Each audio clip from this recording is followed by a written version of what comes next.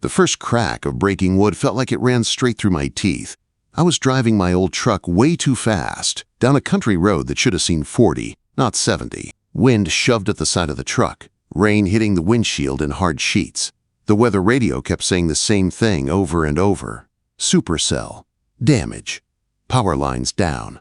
Stay home. I had not really had a home for a long time. 6 months on the road will do that to a man. New town each week. New job site. New broken thing to fix. Same silence in the cab every night when the work was done. When I turned into Mitchell Orchard, it felt less like a farm and more like a battlefield. Branches were everywhere. Apple trees were stripped almost bare. Wet leaves were smashed into the mud, like someone had thrown buckets of green paint on the ground. A metal gate was twisted, one fence post leaning over like it had given up. But the worst part was the barn. It was a big, beautiful timber barn, at least 100 years old. Old beams, stone base, slate roof, the kind of building that made my hands itch, because I knew the work it took to raise it. Now the roof sagged in the middle like a broken spine. A huge oak limb had crashed through the top and snapped the main ridge beam clean in half. The clouds were still dark and heavy, but a thin line of sunlight showed through on the far hill, making the wet field glow like gold. It felt wrong, too pretty for the wreck in front of me. "You, the guy from Dispatch?" Her voice came from my right. I turned and saw her sitting on an old flatbed trailer next to the barn. One knee was pulled up, one boot on the floor of the trailer like she was ready to jump down and fight someone. A red tractor was hitched to the front, engine ticking as it cooled. She was feeding rope through the edge of a big blue tarp, fingers moving fast. Her hair was loose and wild from the wind, dark against her skin. Plaid shirt tied at the waist over a white tank, jeans rolled once at the ankle, boots muddy, hands rough. She looked like she worked for a living, not like someone playing farmer for fun. And even in that mess, she still somehow stole my breath. "I'm Brillin Foster," I said, resting my shoulder against the truck door. "Storm repair. I'm the guy who fixes what the weather breaks." She finally looked up at me. Her eyes were dark and sharp, with tired lines at the edges. She took me in from boots to scarred knuckles to the old gray truck, with my company name half washed off by time. She didn't smile. She didn't look impressed. She looked like she was measuring me against a list in her head. "I don't need God's mechanic," she said, voice a little rough from yelling over the wind. "I need a carpenter who can shore up a ridge beam before the first hard freeze hits in 10 days. Can you do that, or should I call the next name on the list?"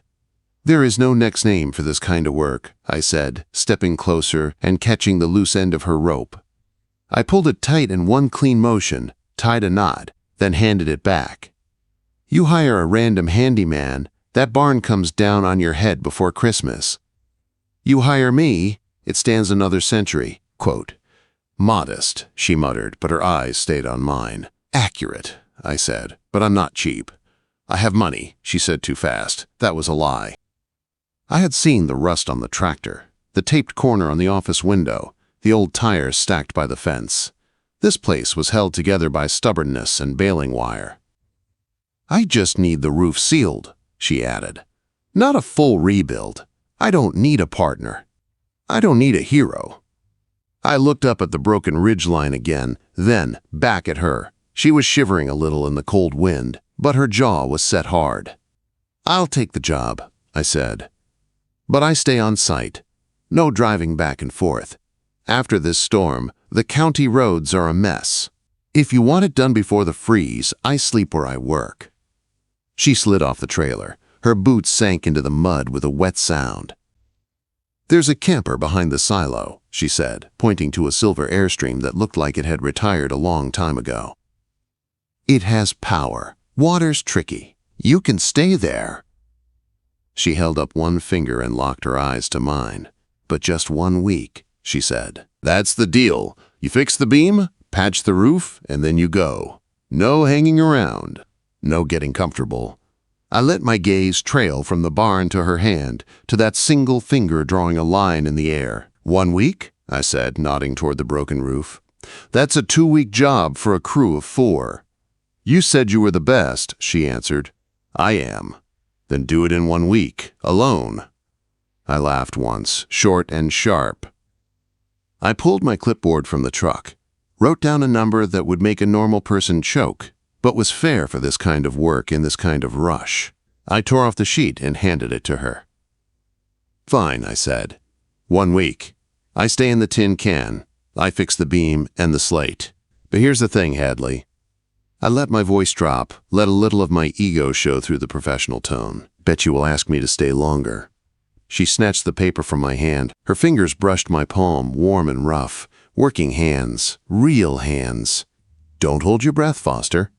Before I could answer, a black SUV rolled up the drive like it was too good for gravel. It parked without caring about the mud. The window slid down with a soft electric sound. The man inside wore a dark suit and a smile that screamed city. His cologne cut through the smells of wet dirt, diesel, and broken trees. It didn't belong out here. He didn't either. Hadley, he called, ignoring me. The offer stands. Maybe even more now. Her shoulders went stiff. I told you, Kingsley, she said, the rough edge back in her voice. I'm handling it. You're sinking, he said, soft and smooth. The bank is going to call that note. Your insurance will drag this out. Sign the deed tonight, walk away clean, no debt, no mess, new start. Get off my property, she said. He smiled wider, but it never reached his eyes. If you don't, he said calmly, I call the county Monday. That barn is unsafe. They red tag it. You can't store anything inside. Then you miss your payment anyway. We both know how that ends. I watched her jaw tighten. Her hand slid to the back pocket where she kept her checkbook, like it was a life jacket she wasn't sure still floated. I stepped forward before he could say sweetheart or anything else that would make this worse. You're on private land, I said, planting myself between them. And you just threatened her business in front of a witness. You really want to make that call? Quote. He finally looked at me. His gaze slid over my boots, my work belt, my muddy jeans like I was mud on his tires. And you are? He asked. The guy who's going to keep that barn standing? I said. Drive. For a second, it looked like he might get out of the car and try to scare me. Then he rolled the window up and backed down the drive, tires crunching slow over the gravel like he wanted the sound to stick in our heads. Hadley didn't thank me. She just stared at the barn, at the hole in the roof, at the damage she could see and the threat she couldn't. I strapped on my tool belt. It wasn't just a job anymore. It was a fight, and whether she liked it or not, I was on her side. The first 48 hours taught me one thing fast. That barn was not just broken. It was angry. The main ridge beam was a 12 by 12 heart pine timber, cracked straight through like a bone. To fix it, I had to jack the whole roof up from the inside, 30 feet in the air, while the wind still pushed against the walls. I set up scaffolding under the break, the steel legs sinking a little into the packed dirt. The air inside smelled like old apples, dust, and wet wood. Light came in through the hole in the roof in a sharp white column, catching sawdust as it floated. You need a spotter? Hadley yelled from the floor. I work alone, I called back, dragging the hydraulic jack onto the top plank. Not on my insurance, you don't, she shouted. If you fall, the bank gets everything. I am not letting you gift wrap my land to Kingsley like that. Before I could argue, she grabbed the ladder and climbed. Most owners stay on the ground and wring their hands. Hadley climbed straight up into the mess with me. She stepped onto the platform like she had no fear of heights at all, grabbed a pry bar and stood shoulder to shoulder with me. Tell me what to do, she said. My ego wanted to tell her to go back down. The beam groaned above us, a deep, sick sound. There was no time for pride. Grab that strap, I said, pointing. Wrap it around that post. When I crank the jack, you keep tension. If the strap goes slack, this whole thing shifts. We both end up flat. She nodded once. No smart remark, no drama. I pumped the jack. The metal arm hissed. The roof moved a tiny bit, just enough for the broken ends of the beam to start lining up again. The sound of the wood moving made my stomach twist. "Hold it," I said through my teeth. I leaned in with the new splice plate, fingers numb in the cold, lining up holes by feel. A gust of wind hit the barn, hard. The whole structure shivered. My boots slipped on the wet plank. My feet went out from under me. The world tilted. For a second, there was nothing solid under my right foot, only empty space and a long drop. A hand caught the back of my belt and my shirt at the same time, yanking me toward the post. My shoulder hit the beam. The jack handle slammed against my thigh. "I gotcha," Hadley said, voice tight and close to my ear. "Reset your feet." Her arm was wrapped around the upright, her other hand locked on my belt like a safety line. Her breath hit the side of my neck, fast and shaky. Her grip was strong. I planted my boots again, heart beating way too fast. "Thanks," I muttered. "Fix the roof, Foster," she said, but her voice was softer. We worked like that for hours. I called each move. She shifted the work light when shadows got in the way, handed me screws before I asked, braced posts when they wanted to slide. By the time we climbed down, the ridge was braced solid, safe for now. We stood on the dirt floor looking up at it, breathing hard. My arms felt like rubber. Her hair was damp against her neck. There was a streak of grease across her jaw. "You're not bad," I said. "You're not dead," she answered. I'll call that a win. The next morning, the fight started in a smaller way. I was in the Airstream boiling coffee that tasted like burned tires, standing in jeans with no shirt, when someone banged on the thin metal door. "Foster," Hadley's voice came through, sharp, "you're blocking the tractor path." I opened the door, cold air sliding across my bare chest. She was on the step, hand raised to knock again. Her eyes flicked down once, quick, taking in the scar along my ribs, then snapped back to my face. A quick flush climbed her neck.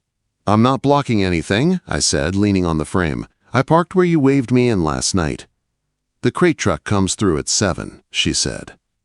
"Ground is already soft. If he has to turn wide because of your truck, he'll sink, and I'll lose a day. Move it." She turned like she was already walking away from me and my attitude. "You know, please, is free," I said. She stopped, shoulders stiff.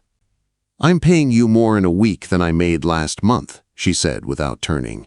"I have a bank officer breathing down my neck and a vulture in a black SUV trying to buy my land out from under me. I don't have time to be polite.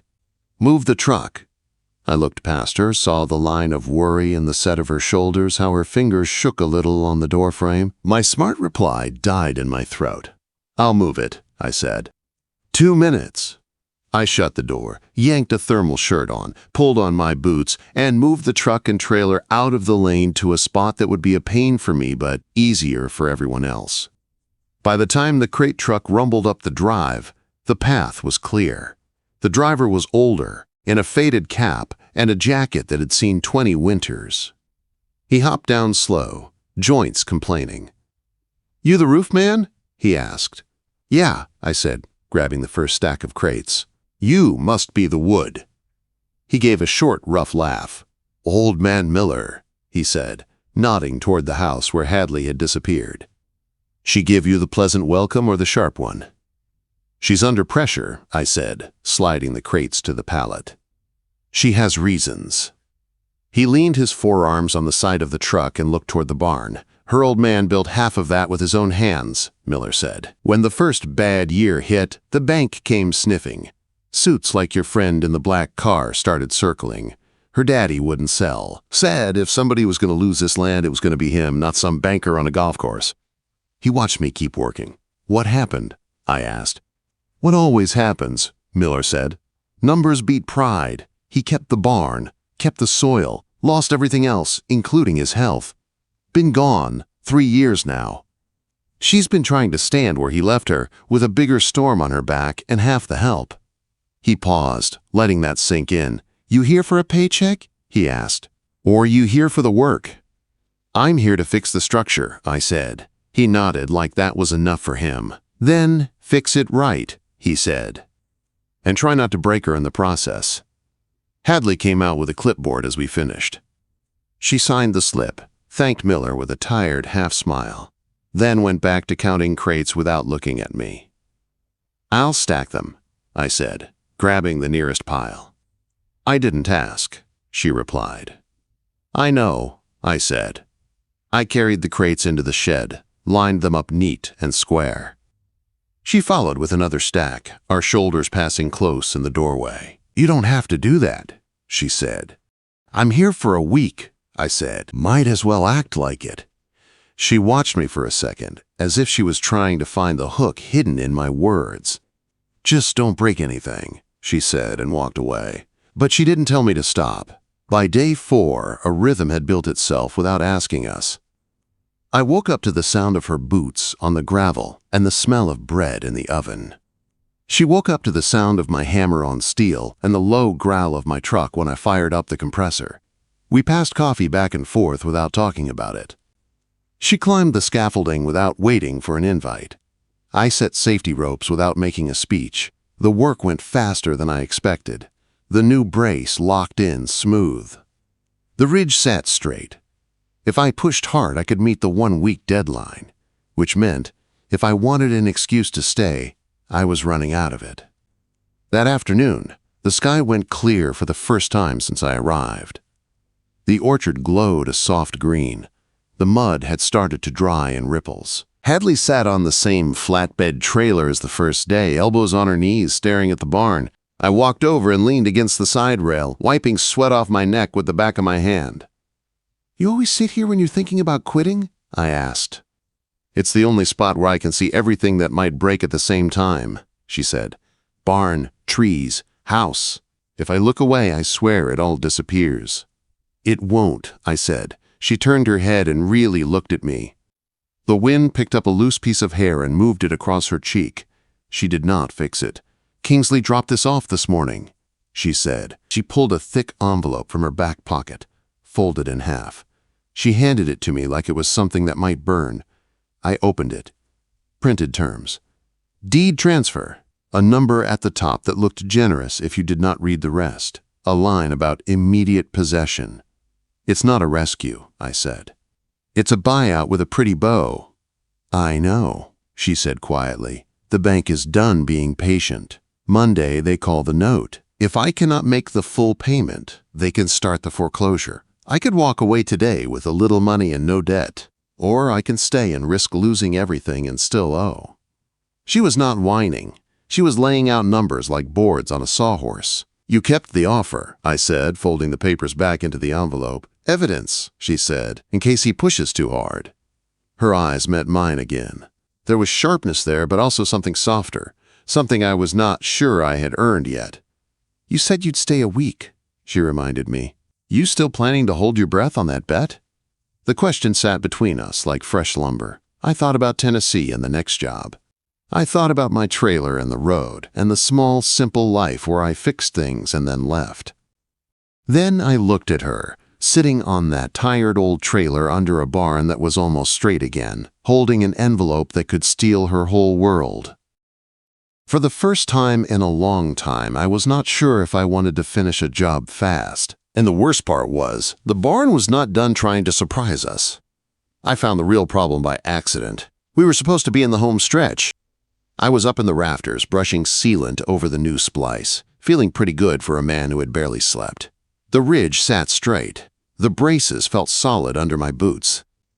Light came in soft through the patched slate. Then I noticed a dark shadow around one of the posts on the north side. It was small, the kind of stain most people would ignore, but the grain around it looked wrong. Too soft. Too flat.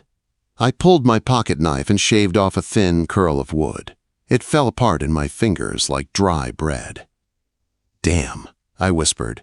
I pressed my moisture meter into the timber. The numbers jumped high. Too high. The beam was rotted from the inside. The storm had shoved extra weight onto that line when the ridge snapped. That hidden rot had been waiting for a reason to fail. If we got another heavy wind or a snow load, that whole north section would fold. I took 2 photos. One of the rot. One of the reading on the meter. Then I climbed down. Hadley was in the wide doorway with a clipboard in her hands. Her hair was pulled back sharp. Her cheeks were pink from the cold.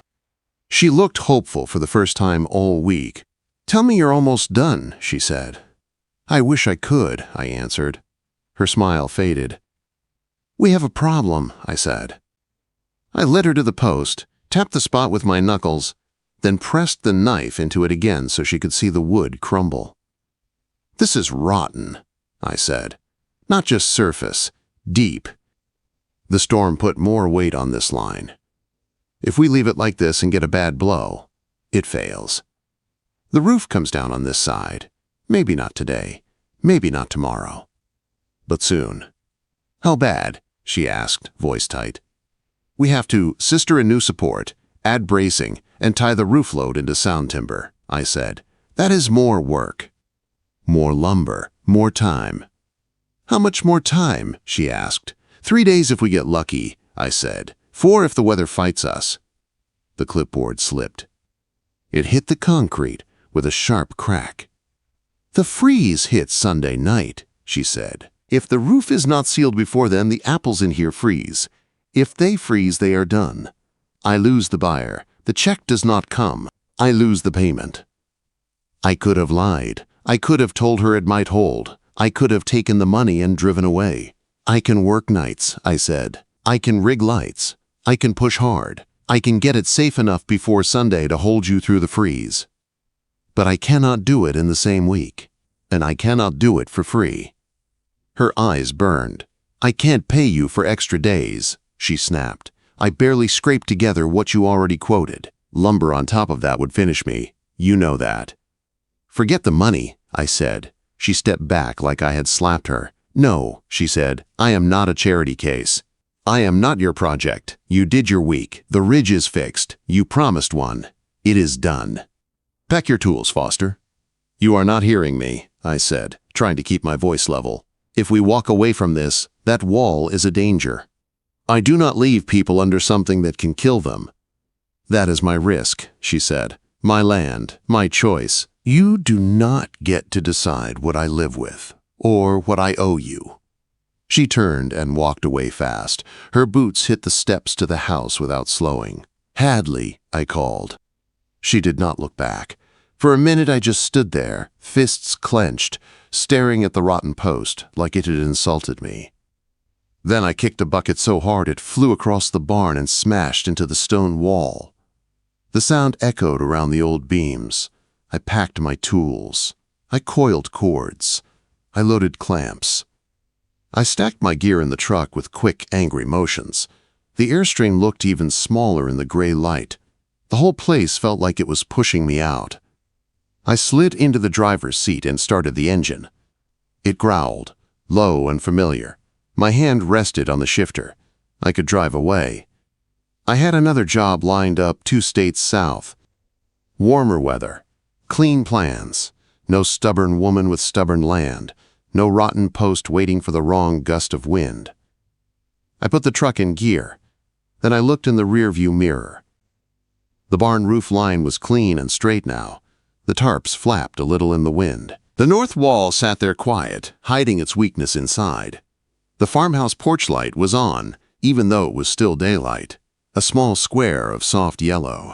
I could hear Old Man Miller's voice in my head. "Do it right." I swore under my breath and slammed the truck back into park. I shut the engine off and got out. The wind cut through my jacket as I walked up to the farmhouse. My boots crunched on the gravel. My breath came out in white puffs. I did not knock. She was on the porch swing with a blanket around her shoulders, coffee mug cupped in both hands. Her gaze was fixed on the driveway, like she was waiting to see my taillights disappear. "You're still here," she said quietly. "I am," I said. "I told you to go," she answered. "I heard you," I said. "I am not doing it." She let out a breath that shook just enough to give her away. She turned her head and looked at me. Her eyes were bright in the dim light from the porch.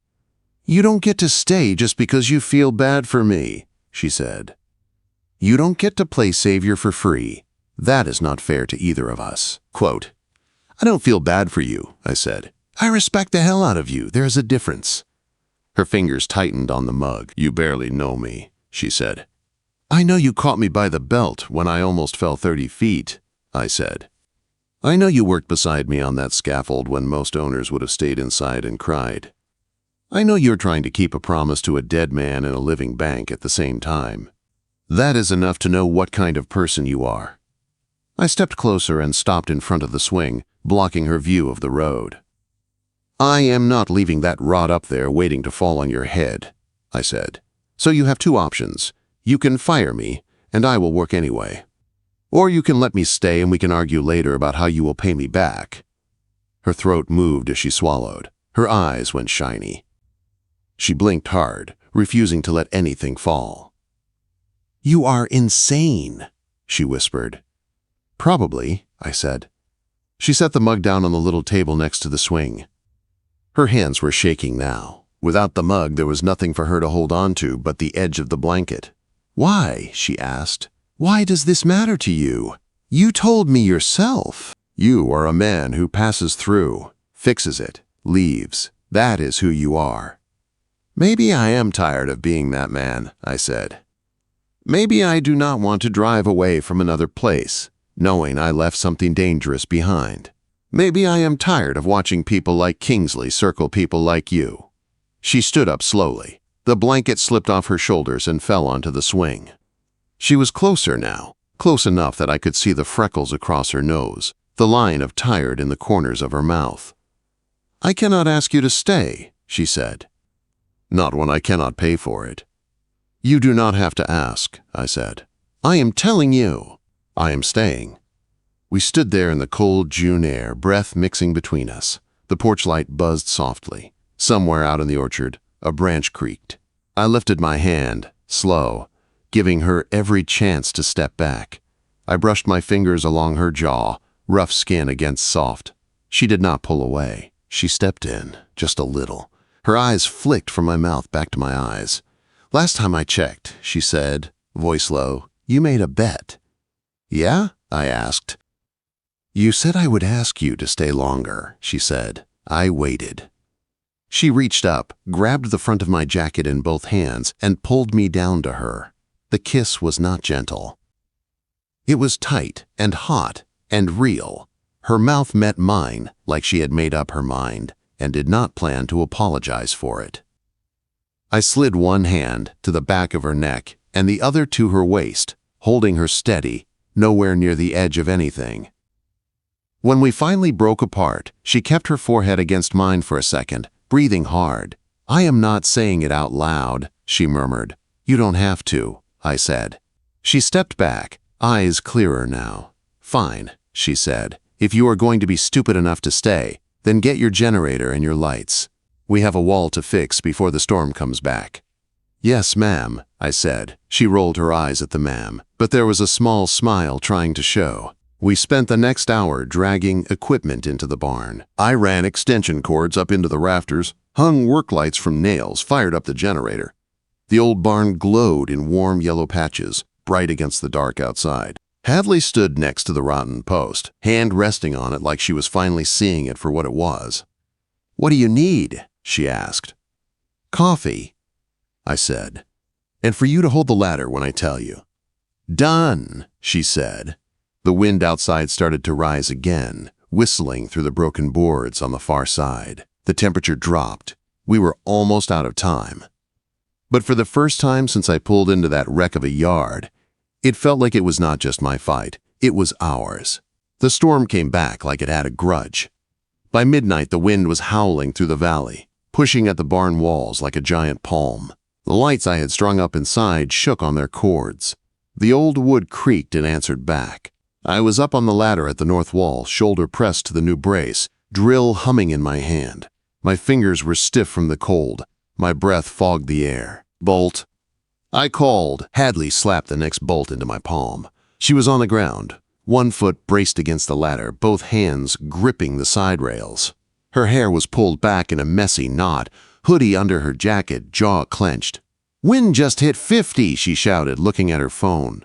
They extended the warning to sunrise.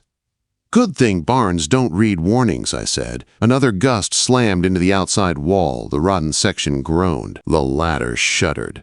My boots slipped half an inch. Her hands clamped down harder. "I got you," she said, voice level this time. I drove the bolt through, feeling the vibration all the way up my arm, then reached for the washer and nut. The new bracing timber groaned, then settled, taking part of the load. I could feel the shift through the ladder, down into the floor. "One more," I said. "How many one mores do you have?" she shot back. "Enough," I answered. We worked in a tight, brutal rhythm. I drilled. She fed hardware. I tightened. She repositioned the lights. The wind screamed. But the groans in the wall got less wild, more controlled. At one point, a slate tile ripped free and crashed to the ground outside with a sharp, ugly crack. The sound shot straight through my nerves. "We're fine," I said. "You always say that when we're not," she replied. "That's fair," I admitted. Finally, I ratcheted the last nut down and felt the brace bite hard into solid wood. The vibration under my boots eased. The groan turned into a low, steady hum, the kind that told me the load had a clean path now. "Done," I said, letting the drill hang on its strap. "You sure?" she asked. I bounced once on the ladder, feeling for give. The structure answered solid. No new creaks, no shifting. "I'm sure," I said. "This will hold." She let out a breath I didn't know she was holding. "Then get down before I have a heart attack," she said. I climbed down. My legs trembled a little with each step, part fear, part fatigue. When my boots hit the dirt, she didn't move her hands from the ladder right away. She just looked up at the bracing, at the roof, at the wall that had almost betrayed her. "You changed it," she said quietly. "Changed what?" I asked. "The way it carries weight," she said. "You said that before. Load path, you moved it." "Yeah," I said. "Sometimes you can't save what's rotten. You just stop asking it to hold everything and give the job to the parts that can." She looked at me then, really looked, and I knew she heard the part one wasn't saying. Her hand lifted. She brushed her thumb across my cheek, wiping away a streak of dirty sweat. "You're freezing," she murmured. "So are you," I said. We stepped outside together. The wind cut right through my jacket. The sky was a mess of fast gray clouds. The temperature had dropped so hard the mud was already starting to crust. We pulled the last tarps tight, locked the doors, and checked every latch twice. By dawn, the wind finally died. The air was sharp and still. The yard, the fences, the orchard rose, everything glittered with hard white frost. It looked beautiful. It would have been deadly if we had failed. We slid open the barn door. Cold air rolled out, but my breath wasn't smoke-white like outside. Inside, it was just above freezing, enough to hurt, but not enough to kill. We walked between the crate stacks. Hadley pulled one apple from a middle pallet, thumb pressing into the skin. Firm, not mush. She cut into it with her pocket knife and checked the flesh. No ice crystals. No glassy sheen. "They're okay," she whispered. I checked a few more at random. Same thing. Safe. She sank onto an empty crate and put her face in her hands for a second. Her shoulders shook once. I let her have that moment. Then she lifted her head and wiped her eyes with the back of her wrist. "Okay," she said. "Now I just have to make the money appear." "Bank is Monday?" I asked. 8:30 a.m., she said, my favorite form of torture. "Then we get ready," I said. We did not see Kingsley on Sunday. Maybe the storm kept him away. Maybe he was at home, ironing the suit he planned to wear when he walked into the bank to pick up the pieces. Monday morning dawned clear and cold. I wore my cleanest work jeans and a black button-down that had only a few frayed spots. She wore dark slacks and a simple green sweater that made her look softer, even though her eyes were all business. "You don't have to come," she said on the porch, keys in hand. "I know," I said. "I'm coming anyway." We drove her truck into town, heater rattling, radio off. The bank sat on Main Street, brick and glass, with a fake brass sign out front. It looked small after the barn. Inside, the air smelled like paper and perfume. A woman behind the counter gave Hadley a tight, polite smile. "Morning, Miss Mitchell," she said. "Mr. Harper is expecting you." We sat in 2 chairs across from his desk. Mr. Harper was the kind of man who wore a tie even when no one was watching. His hair was neat. His smile was practiced. "Hadley," he said, "I wish this were a different type of meeting." She set a folder on his desk. Her hands were steady. "It can be," she said. He opened his mouth to give the speech he had probably practiced. Then he saw the check on top of the papers. His eyebrows went up. It wasn't huge. Not to him, but it was the exact amount written in his letter, plus the late fee, plus a little extra, because Hadley was not the type to risk a math argument when the stakes were this high. "How?" he asked before he could stop himself. "Emergency contract," she said. "Rush cider order from a distributor that wanted local fruit if I could guarantee safe storage." I could. I did. They paid faster than a bank ever has. He cleared his throat. "Well," he said, "if you can satisfy the note in full today, we do not accelerate. We close this file." He reached for the drawer with the transfer forms. Hadley placed her hand flat on the desk. "And I want it in writing," she said, "that my account is in good standing and this property is not under review for foreclosure." He glanced past her, maybe noticing me for the first time. I didn't speak. I just met his eyes and waited. Harper adjusted his glasses. "Yes," he said, "of course, we can provide that." He typed, printed, and signed a short statement. He slid it over. Hadley read every word, lips moving just a little. When she was satisfied, she folded it and put it in her folder. The main door to the bank opened hard enough to make the glass rattle. Kingsley walked in, 2 steps too fast for casual, then forced himself to slow. By the time he reached the desk, his smile was back. "Tom," he said to Harper, "you got my message about the Mitchell account." Harper glanced at Hadley, then at the check on his desk. "I did," Harper said. "We won't be needing any outside assistance. Ms. Mitchell is paying in full today." For a second, all the polish slid off Kingsley's face. "That's not possible," he snapped. Then he caught himself. "I mean, that's surprising."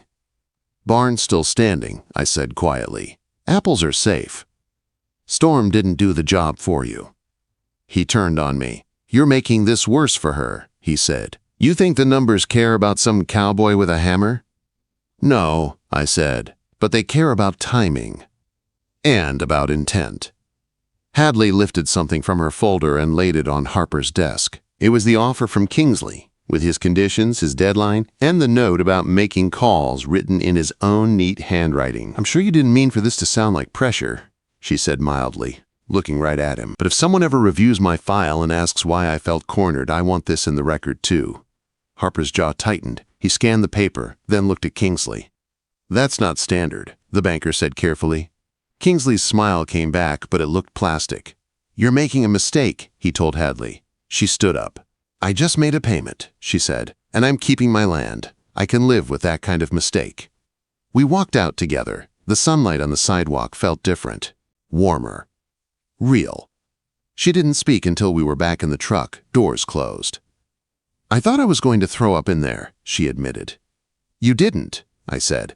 "You stood up and made a man in a suit nervous. That's not nothing." She laughed once, quick and shaky. Then she looked at me, really looked. "So," she said, "your week is up." "Yeah," I said. "Guess so." "You fixed the ridge," she said. "You braced the north wall. You kept the apples from freezing. You made sure I didn't sign my life away in a carpeted office." "All in the contract," I said. "Was this in the contract?" she asked, voice softer. She reached across the seat and took my hand. Her fingers threaded between mine, firm and sure. I could have said something smart. I didn't. "You still think I'm going to ask you to stay longer?" she asked. "I don't know," I said. "Maybe you already did." She looked at our joined hands, then back at me. "Fine," she said. "I'll say it clear so your thick skull doesn't miss it." She took a breath. "Stay," she said. "Not just 1 week. Stay through winter. Help me rebuild the porch, fix the fencing, yell at the tractor when it dies, drink bad coffee on the porch with me when the first snow hits." She squeezed my hand. "Stay with me, Breland," she said. There it was. No joke, no half words. I felt something in my chest that had been tight for years finally let go. "I told you," I said, a slow smile pulling at my mouth, "that you would ask me to stay longer." She rolled her eyes, but she was smiling too. "Don't make me regret it, Foster," she said. "Not planning to," I answered. Back at the farm, the barn stood straight against the clear blue sky. The porch boards creaked tiredly under our boots as we walked up, side by side. She opened the front door, then turned and looked at me. "You can still sleep in the trailer if you want," she said. "But you don't have to." "What are my options?" I asked. She stepped closer, sliding her hand up my chest, fingers curling into my shirt. "Inside," she said, "where it's warm, where I can find you when another storm hits." I bent down and kissed her, slow and deep and certain. The barn, the trees, the old house, all of it stood around us, scarred but still here. Not because one of us was strong enough alone, but because, for once, neither of us tried to carry the whole load by ourselves. Turns out, sometimes the best thing you can do for a breaking structure or a breaking heart is not to walk away when your week is up. It's to stay when staying scares you more than leaving.